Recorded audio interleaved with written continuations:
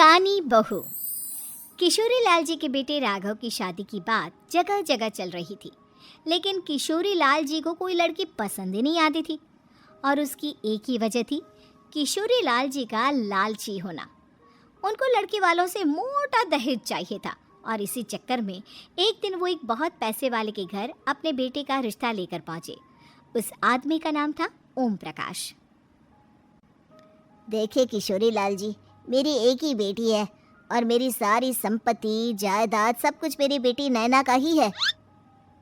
पापा, नाम से लगता है बहुत खूबसूरत होगी। कितना अच्छा नाम है ना, नैना। ओ, वैसे बात तो सही है आपकी। अब इतना पैसा है, ज़मीन जायदाद है, इकलौती बेटी, आप भी क्या करेंगे? सब कुछ उसे ही देंगे ना। बिल्कुल ठीक पहचाना आपने। बस बेटी की शादी और सारी जायदाद उसके नाम। पापा, बिना देखे हाँ कर दीजिए ना। इतना अच्छा रिश्ता फिर कहाँ मिलेगा? माला माल हो जाएंगे हम। मैं अपनी बेटी को बुलाता हूँ। अरे नहीं नहीं नहीं नहीं, आपकी बेटी का नाम नैना है, सुनकर ही लगता है बहुत सुंदर होगी। रहने दीजिए अंकल, मैं तो आपकी बेटी के नाम से ही इतना खुश हो गया हूँ कि उसे बिना देखे शादी करने को तैयार हूँ। अब तो मैं उसका चेहरा सीधे शादी के बाद ही देखूंगा। और इस तरह राघव नैना का चेहरा नहीं देखता और उससे शादी कर लेता है। शादी के बाद अपनी सुहाग रात पर जब राघव नैना का घूंघट उठाकर देखता है तो नैना की आंखें बंद थी। कितने खूबसूरत हो तुम नैना, ज़रा अपनी आंखें खोलकर मेरी तरफ देखो तो सही। नहीं, मुझे शर्म आती है। अरे, मैंने तुम्हें शादी से पहले भी नहीं देखा, और अब अगर तुम आंखें खोलकर मुझे देखोगी भी नहीं तो मुझे अच्छा कैसे लगेगा? इससे पहले कि नैना अपनी आंखें खोलकर राघव की तरफ देखती, अचानक से लाइट चली गई और राघव नैना को पूरी तरह से देख भी नहीं पाया। अगली सुबह नैना राघव के लिए नाश्ता बनाकर लेकर आई। अरे ये क्या, आधा पराठा सेका हुआ है और आधा बिल्कुल कच्चा। ये तुमने क्या किया नैना? बहू, तुमने क्या आधा पराठा तवे से नीचे लटका कर रखा था, जो आधा सेका है और आधा कच्चा? मुझे जितना दिखेगा उतना ही तो सीखूंगी ना पापा जी। जहाँ जहाँ मुझे नजर आ रहा था वहाँ मैंने सीख लिया, जहाँ जहाँ नहीं दिखा वहाँ कच्चा रह गया होगा। इसका क्या मतलब है? ये कैसा मजाक कर रही है तुम? अरे बहू, तुमने इतना लंबा घूंघट क्यों लगाया हुआ है? देखो, हमारे घर में बहुओं को बेटी की तरह रखा जाता है, और फिर तुम तो इतना सारा माल लेकर आई हो। देखो, ये घूंघट डाल कर रखने की कोई ज़रूरत नहीं है। हाँ नैना, पापा जी ठीक कह रहे हैं, तुम तो आराम से रहो, अपना ही घर समझो। नैना अचानक से अपना घूंघट उठा लेती है। अरे ये क्या पापा, नैना की तो एक आंख फूटी हुई है। नाम से नैना, लेकिन ये तो कानी बहू निकली।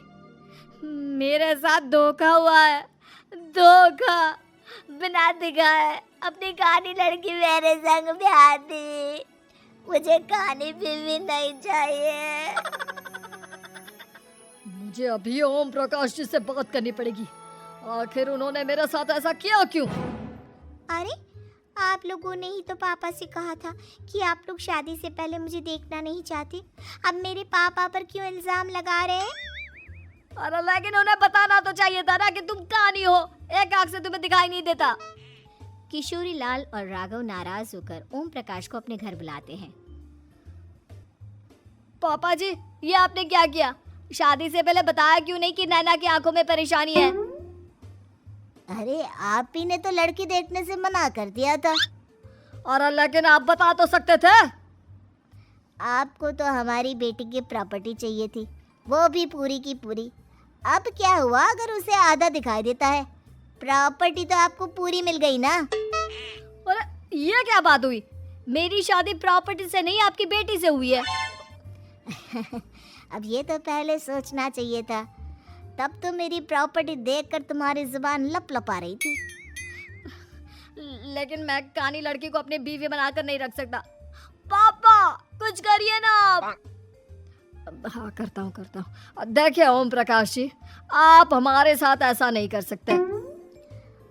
और तुम देखो, अगर तुमने मेरी बेटी से शादी तोड़ी ना, तो जो भी प्रॉपर्टी मैंने तुम्हें दी है वो तो पूरी की पूरी वापस ले ही लूँगा, और आधी प्रॉपर्टी तुम्हारी भी लूँगा। अरे मेरी आधी प्रॉपर्टी भला क्यों लेंगे आप? इसलिए क्योंकि मेरी बेटी को आधा नज़र आता है और उसकी नज़र अभी तक तुम्हारी आधी जायदाद पर ही पड़ी है। अब तुम उसे घर से निकालोगे तो कुछ तो लेकर जाएगी ना। और अगर हम आपकी बेटी को अपने घर की बहू बना कर रखे तो? तो तुम्हारी पूरी प्रॉपर्टी तुम्हारी ही रहेगी, और जो मैंने तुम्हें दिया है ना, उसमें से बस मैं आधा लेकर जाऊंगा। अरे लेकिन अब आप अपनी दी हुई प्रॉपर्टी में से आधी वापस क्यों लेकर जाएंगे? अगर मैं आपकी बेटी को अपनी पत्नी बनाकर रखने को तैयार हूँ तो?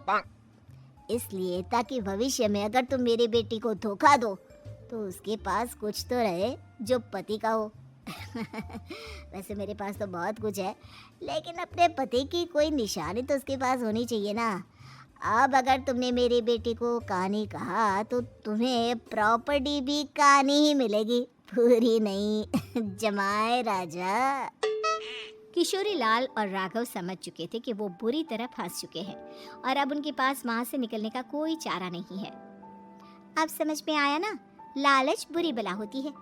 एक तो तुम्हें प्रॉपर्टी मिली, ऊपर से बीवी मिली, उसमें तुम्हें नखरे भी दिखाने हैं। आए बड़े, चुपचाप बैठो दोनों। कुछ दिनों के बाद नैना राघव की कार लेकर बाजार घूमने निकलती है और जब कार लेकर वापस आती है, ये क्या?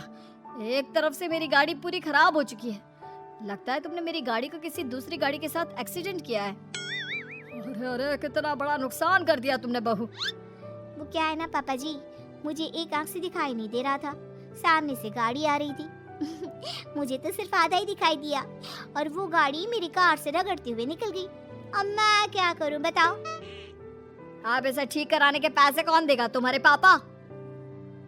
तुमने मुझसे इस तरह से बात की? अभी रुको। नैना राघव की शिकायत ओम प्रकाश को कर देती है।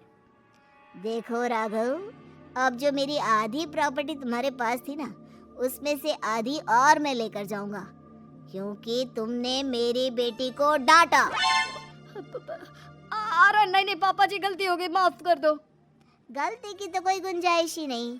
अगली बार मेरी बेटी को डांटा तो बची हुई आधी में से आधी और ले जाऊंगा। लालच के चक्कर में हम दोनों ने बहुत बड़ी गलती कर दी बेटा। एक तो तुम्हें कानी बहू मिली और ऊपर से जो माल मिला वो भी काना। इस तरह राघव की हर एक गलती पर ओम प्रकाश उसकी प्रॉपर्टी का आधा आधा हिस्सा लेकर अपना सारा माल वापस ले गया और राघव को कानी बीवी से काम चलाना पड़ा। भाई लालच वाकई में बुरी बला है। उम्मीद है कि आपको हमारी ये कहानी पसंद आई होगी। कृपया हमारे चैनल को सब्सक्राइब करें और सभी अपडेट्स के लिए बेल आइकन जरूर क्लिक करें। और हाँ, वीडियो लाइक और शेयर करना मत भूलिएगा। Bye bye.